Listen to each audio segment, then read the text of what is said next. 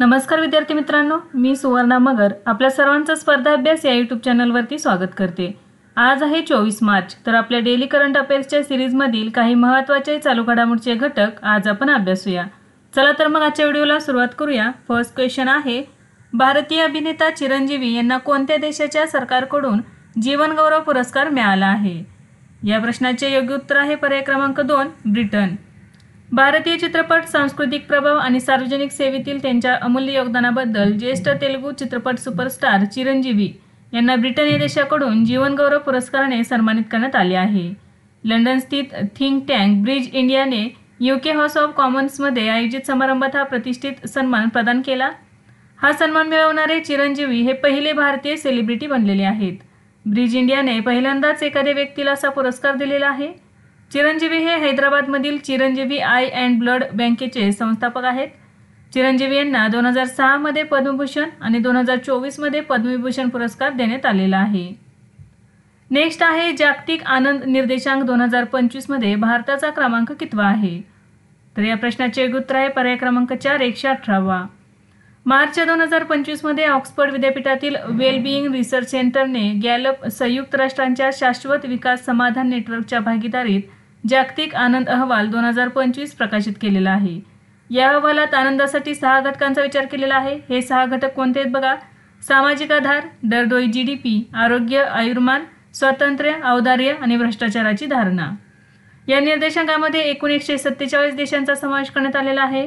तर या निर्देशांकामध्ये फिनलँड हा सर्वात आनंदी देश म्हणून उदयास आलेला आहे। तर दुसऱ्या क्रमांकावरती आहे डेन्मार्क आणि तिसऱ्या क्रमांकावरती आहे आइसलँड हा देश। यामध्ये भारत 4.389 गुणांसह 118व्या क्रमांकावर आहे, तर गेल्या वेळी तो 126व्या क्रमांकावर होता। अफगाणिस्तानला सर्वात खालच्या क्रमांकावर म्हणजेच 147 स्थान मिळालेले आहे। भारताचे शेजारील देशांचे क्रमांक बघा, चीन 68व्या क्रमांकावरती आहे, नेपाळ 92व्या, पाकिस्तान 109व्या क्रमांकावरती, श्रीलंका 133व्या आणि बांगलादेश 134व्या क्रमांकावर आहेत। नेक्स्ट आहे, अलीकडेच कोणत्या राज्य सरकारने मुख्यमंत्री, मंत्री आणि आमदारांच्या पगारात 100% वाढ करण्यास मान्यता दिली आहे? तर या प्रश्नाचे योग्य उत्तर आहे पर्याय क्रमांक 1, कर्नाटक। मार्च 2025 मध्ये कर्नाटक सरकारने मुख्यमंत्री, मंत्री आणि आमदारांच्या पगारात 100% वाढ करण्यास मान्यता दिली आहे। कर्नाटक मंत्र्यांचे वेतन आणि भत्ते सुधारणा विधेयक 2025 आणि कर्नाटक विधिमंडळ सदस्यांचे वेतन, निवृत्ती वेतन आणि भत्ते सुधारणा विधेयक 2025 सरकारने मंजूर केले आहे। आमदारांचे वेतन 40,000 रुपयावरून 80,000 रुपये होईल, तर सरकारने मतदारसंघ प्रवास भत्ता 60,000 रुपयावरून 80,000 रुपये करण्याचा प्रस्तावही ठेवलेला होता। तसेच सरकारने आमदार आणि MLCचे पेन्शन 50,000 रुपयांवरून 75,000 रुपये प्रति महिना करण्याचा प्रस्तावही ठेवण्यात आलेला होता। नेक्स्ट आहे, पत्रकारितेसाठी रामनाथ गोयंका पुरस्कार 2025 कोणाला प्रदान करण्यात आला? तर या प्रश्नाचे योग्य उत्तर आहे पर्याय क्रमांक 1, मृदुलिका झा। मार्च 2025 मध्ये 19वे रामनाथ गोयंका पुरस्कार 2025 प्रदान करण्यात आले। रामनाथ गोयंका पुरस्कार 2005 पासून पत्रकारिता क्षेत्रात दिला जात आहे। इंडियन एक्सप्रेस ग्रुपचे संस्थापक रामनाथ गोयंका हे होते, तर रामनाथ गोयंका फाउंडेशनतर्फे हा पुरस्कार दिला जातो। भारतातील प्रिंट, डिजिटल आणि ब्रॉडकास्ट क्षेत्रातील पत्रकारांना हा पुरस्कार दिला जातो। विजेत्यांना प्रशस्तीपत्र, ट्रॉफी आणि 1 लाख रुपयांचे रोख पारितोषिक दिले जाते। तर 2025 मधील पुरस्कार बघा, हिंदीसाठी मृदुलिका झा, आज तक, प्रादेशिक भाषेसाठी जिशा एलिझाबेथ मध्यम, मल्याळम भाषेसाठी, क्रीडा पत्रकारितेसाठी शहाब अली, अमरनाथ कश्यप, फोटो पत्रकारितेसाठी P रविकुमार यांना the New Indian Express, politics आणि गव्हर्नमेंटसाठी मैत्री पोरेचा द हिंदू, फीचर रायटिंगसाठी Shubhajit Roy the Indian Express, प्रसारणामध्ये बघा हिंदी भाषेसाठी सिद्धांत मोहन दी लल्लन टॉप या कार्यक्रमासाठी, क्षेत्रीय भाषेसाठी मंदार गोंजारी ABP माझा, मराठी भाषेतील आहे हा। नेक्स्ट आहे, 2025च्या चॅम्पियन्स ट्रॉफी जिंकणाऱ्या भारतीय संघाला BCCIने किती रोख बक्षीस जाहीर केले आहे? तर या प्रश्नाचे योग्य उत्तर आहे पर्याय क्रमांक 3, 58 कोटी रुपये। भारतीय क्रिकेट नियामक मंडळाने ICC चॅम्पियन्स ट्रॉफी 2025 मधील विजयानंतर टीम इंडियासाठी 58 कोटी रुपयांचे रोख बक्षीस जाहीर केले आहे। बक्षीस रक्कम खेळाडू, प्रशिक्षक आणि सहाय्यक कर्मचारी आणि पुरुष निवड समितीच्या सदस्यांना दिली जाईल। भारताने 2002, 2013 आणि आता 2025 मध्ये चॅम्पियन्स ट्रॉफी जिंकलेली आहे। नेक्स्ट क्वेश्चन आहे, अलीकडेच कोणत्या मंत्रालयाने राष्ट्रीय कर्मयोगी जनसेवा कार्यक्रम सुरू केला आहे? तर या प्रश्नाचे योग्य उत्तर आहे पर्याय क्रमांक 1 आयुष मंत्रालय. 18 मार्च 2025 रोजी आयुष मंत्रालयाचे सचिव वैद्य राजेश कोटेचा यांनी राष्ट्रीय कर्मयोगी जनसेवा कार्यक्रमाच्या पहिल्या तुकड्याचे उद्घाटन केले.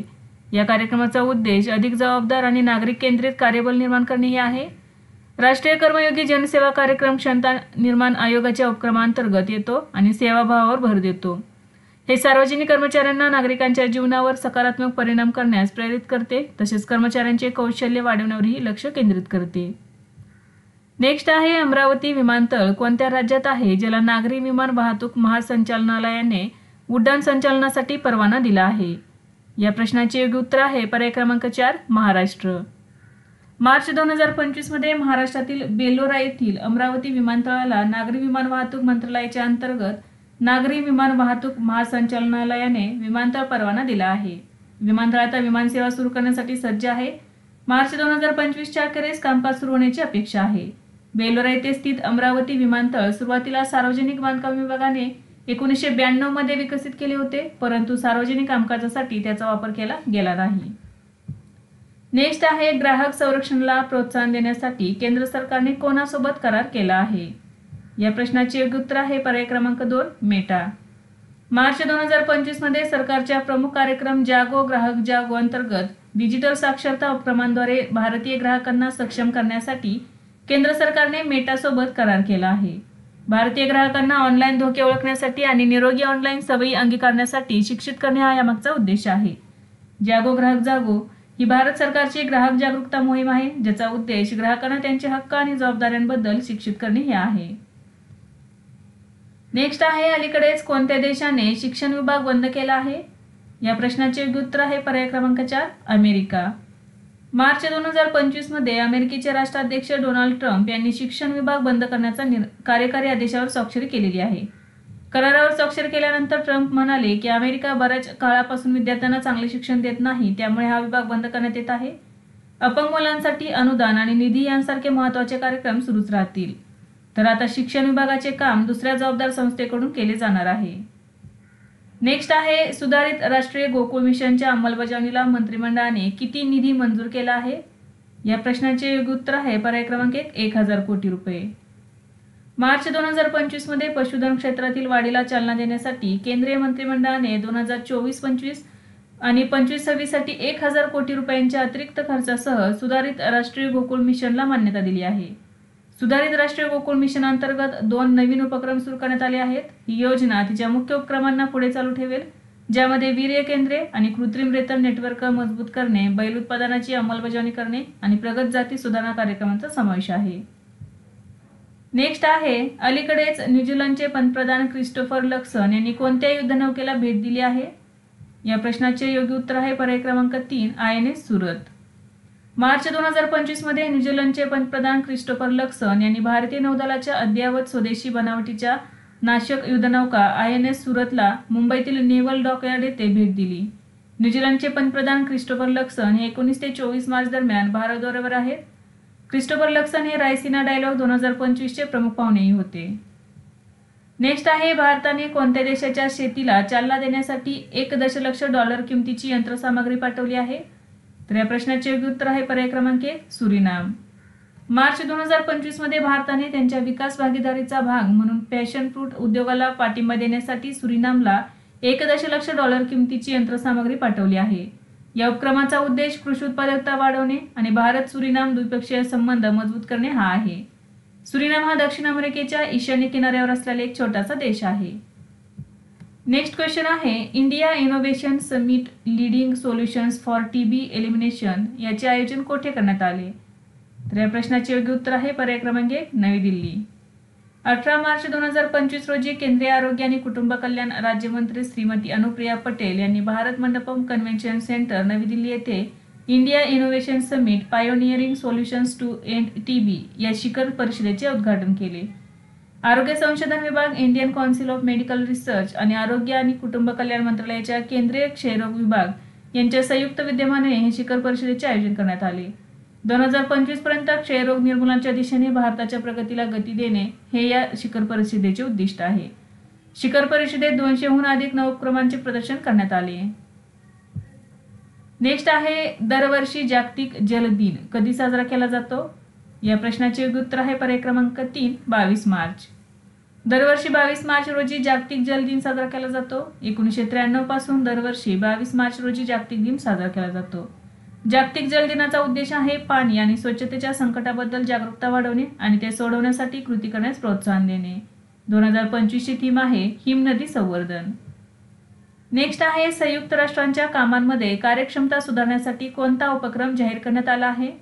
या प्रश्नाचे योग्य उत्तर आहे पर्याय क्रमांक 2 UNAT. मार्च 2025 मध्ये संयुक्त राष्ट्रांच्या कामातील कार्यक्षमता सुधारण्यासाठी संयुक्त राष्ट्रांचे सरचिटणीस अँटोनियो गुटेरेस यांनी UNAT इनिशिएटिव्ह या नवीन उपक्रमाची घोषणा केली आहे. UNAT उपक्रमांतर्गत UNच्या कार्यपद्धतीतील कार्यक्षमता आणि सुधारणा जलद गतीने ओळखण्यासाठी प्रस्ताव मांडले जातील. ते सदस्य राष्ट्रांनी संयुक्त राष्ट्रांना दिलेल्या सर्व आदेशांच्या अंमलबजावणीचा देखील आढावा घेणार आहे. तर विद्यार्थी मित्रांनो, आज आपण काही महत्त्वाचे चालू घडामोडींचे घटक अभ्यासले. यासारखेच नवनवीन व्हिडिओ पाहण्यासाठी चॅनलला लाईक करा आणि सबस्क्राईब करायला विसरू नका. धन्यवाद.